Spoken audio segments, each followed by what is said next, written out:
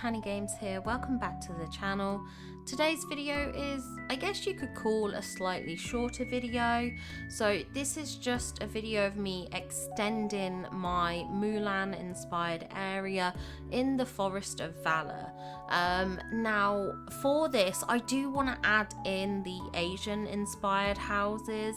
Now there is one more house that I definitely want to add to this build, but there's a second house that I'm not actually sure whether I'm going to include it, purely because the style is a bit different. It's kind of like a mix of styles. So I'm not 100% sure if I am or am not going to include it. But since we got this new building in the premium shop today, I thought I would go through, add it to my build, and show you guys what I've got set up. Now, as I add in items and buildings, I probably am going to move stuff about. Certainly looking at the state of this build at the end of the video, you can sort of tell that I'm gonna have to adjust stuff to get more homes in, but that's fine. I don't mind that. I'm quite happy to adjust as I go. It's always one of those things that until you have the houses, you're never gonna know the sizing and things like that. So that's sort of something I'm happy to kind of change and adjust. So that's why I kind of like doing these videos, just so that you can kind of see the changes this area goes through and the additional things I add to it and stuff like that. So I will definitely do this for well, I will do another video like this when the next house that I want comes out, and possibly a fifth one depending on if I do add that to the area or not. Now you can see things are a bit cramped here. We don't have as much space as I had wanted to decorate with this house. I think I'm definitely going to have to move stuff if I want to expand on this build or make it bigger. This first half of the build that we're going to see, I am going to let you into a spoiler alert. This doesn't stay. This doesn't stay. Unfortunately, an accident happens and I basically lose all this progress. I have kept it in this video, so you will see it. I'll comment on it when we get to it.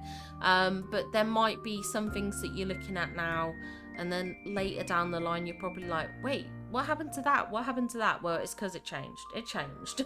That's the reality of it. This house is quite big, and sort of annoyingly, because it's got those tall roofs and things like that, there's a lot of taller items that you can't really fit underneath it. So I did struggle a bit with decorating around it. Some sort of the ideas I had to change. I contemplated using cherry blossoms, and yeah, that whole idea went out the window. Anyway, this was me kind of getting towards what I thought was potentially the end of this build. What I thought was going to be all I was going to do. Very short and sweet. Gonna wrap it up, gonna have a walk around it, gonna check it out. I back out and boom, everything's gone. Everything's reverted. And I was just staring in disbelief for a solid minute. I was just like, what? I was so devastated. I could have cried. I swear I could have cried. Anyway, because I'd already done some of that build, it did make it a bit easier in parts, because I kind of knew what I wanted to redo. And I took this opportunity to run to Scrooge's to buy some more items. And then I'm talking to Scrooge, I'm going through the items, and then realise the thing that I want, I have to craft. So then I had to run to the crafting bench to get the item that I had wanted to get from Scrooge. So yeah, sometimes that happens. I forget what's crafted, what's bought, and things like that. So I wanted the dragon statues. I love this modular dragon item is just gorgeous. It's one of my favorite items that's come with this Mulan update. I think it's a lovely piece. I do wish we had like a slightly bigger dragon statue. I think that would be nice, just for some of the more grander entrances, or something that sort of stood more upright, a bit like the Great Stone Dragon, but less bulkier than this, like somewhere in the middle. But here we are placing the house again. I fiddle about with it for a bit because I really want to maximize the space in this area. And unfortunately, for me to keep it level with the bridge, like in line, I can't push it back very far. So I'd have to move it across to kind of push it back, but then it's not in line. And I really wanted it to be centered. I wanted to have this viewpoint to this building. I wanted this to be kind of like a spotlight building. That was my plan with it. Now, because of the issues I had with losing all the progress I'd made previously, I do back out quite a lot. So there'll probably be a lot of sort of jumps in and out of furniture mode because I am just nervous at this point that I'm gonna lose everything, that I won't be able to do this build. So I was quite anxious. I also debated about this point about whether or not if I should add in the cherry blossoms, and then I thought, actually, you know what, for around this I will stick with the bamboo. And then I figured I could always do cherry blossoms round a different house, perhaps the turn-in red house, because it does have those pink tones, so perhaps it matches better. And then also maybe the pink just adds a bit of better contrast around the great stone dragon when it's not also in your face in the background.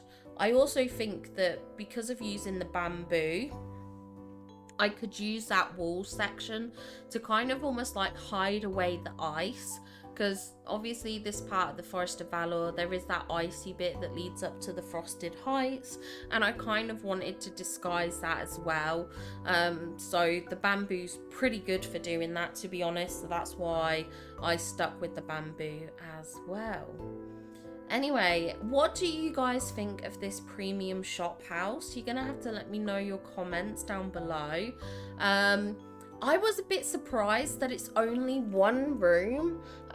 Like I said in my premium shop review video, I'm not sure entirely how to feel about it, because I love to be able to like decorate the interiors of the houses. It's something I had done previously on the channel.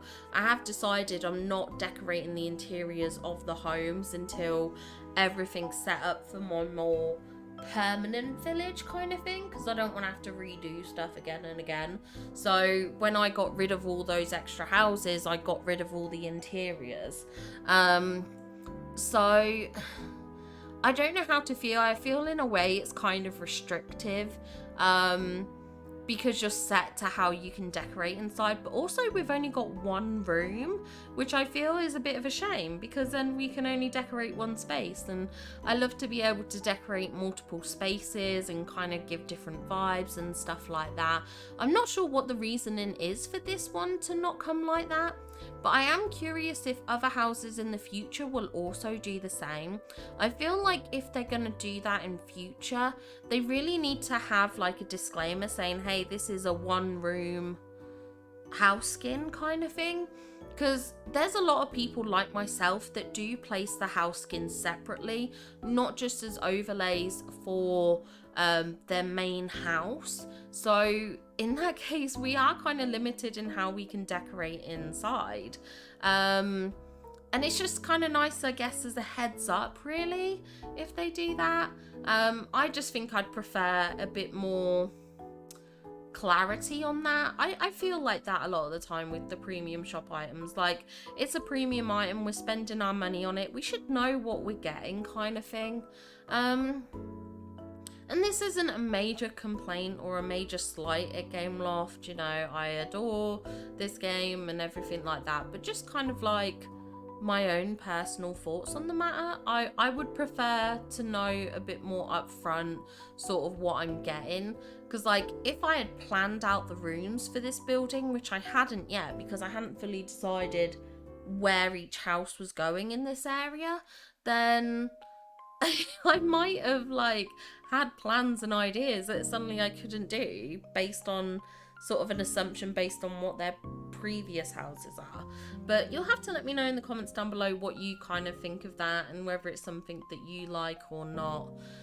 Anyway, we are kind of getting to the end of this speed build. It is a very short one, as I said, because it's just like an add-on to a current build that I have.